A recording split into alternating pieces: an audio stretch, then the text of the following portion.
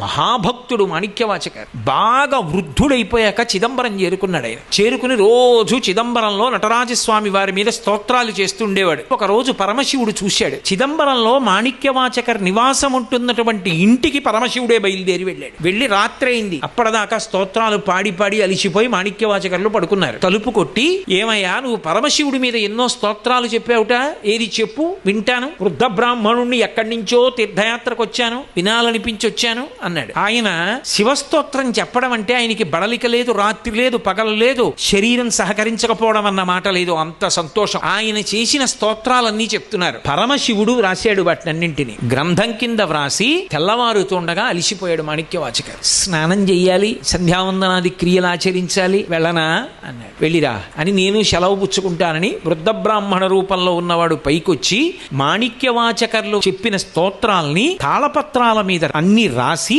వాటికి తాడు కట్టి చిదంబరంలో ఆకాశలింగం ఉన్నటువంటి ద్వారం దగ్గర పెట్టేసి దాని మీద నందీశ్వరుడు యొక్క ముద్ర గుద్ది వెళ్ళిపోయాడు. తెల్లవారుజామున అర్చకులు తలుపులు తీయడానికి వచ్చారు. ఏవో తాళపత్ర గ్రంథాలు ఉన్నాయి. ఎత్తి చూశారు. దాని మీద నంది ముద్రలు ఉన్నాయి. అమ్మ బాబోయ్, నంది ముద్రలు ఉన్నాయి, రాత్రి ఎవరు పట్టుకొచ్చి పెట్టారోనని తెల్లబోయి జాగ్రత్తగా విప్పి చూశారు. పరమశివుడి మీద స్తోత్రాలు. అందులో కొన్ని గుర్తుపట్టారు మాణిక్యవాచకర్లని. అందులో పరమశివుడు తన స్వదస్తూరితో పీఠిక వ్రాశాడు. ఈ వ్యక్తికి తల్లిదండ్రులు పెట్టిన పేరు వేరొకటి, కానీ ఈయన నోటి వెంట వచ్చిన మాటలు మాటలు కావు, మాణిక్యములు. అవి కాలమునందు రచనలుగా ఉండకపోతే రేపు ఈయన శరీరం విడిచిపెట్టేసిన తరువాత అలా చెప్పేవాడు లేడని, అలా పాడగలిగిన వాడు లేడని, అలా అందించగలిగిన వాడు లేడని ఆయన చెప్పినవన్నీ రాత్రి కూర్చుని నేనే స్వయంగా వ్రాశాను, వ్రాసి తెచ్చి ఇక్కడ పెడుతున్నాను నటరాజు అని దస్తూరి చేశాడు. చేస్తే సంతోషపడిపోయి అర్చకులు మాణిక్యవాచకర్ ఇంటికి పరిగెత్తారు. ఏమయ్యా, రాత్రి నీ ఇంటికి ఎవరైనా వచ్చారా, నువ్వు శివస్తోత్రాలు పాడావా అని.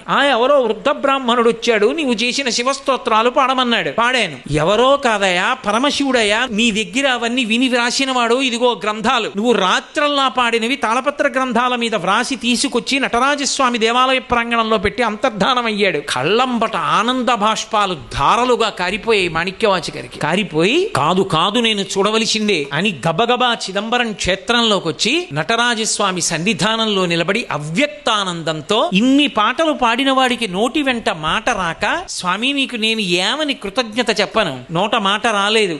అవ్యక్తానందంతో నటరాజస్వామి ముందు నిలబడిపోయి కన్నుల వెంట నీరు కారుస్తూ రెండు చేతులు ఇలా పెట్టి నిలబడిపోయాడు. ఆ ఆనందానుభూతిలో ఆయన ఉండగా ఆయనలోంచి దివ్యమైనటువంటి జ్యోతి అందరూ చూస్తుండగా బయలుదేరి, అందరూ చూస్తుండగా చిదంబర క్షేత్రంలో మాణిక్యవాచకర్లోంచి జ్యోతి లేచి నటరాజస్వామిలో కలిసిపోయింది.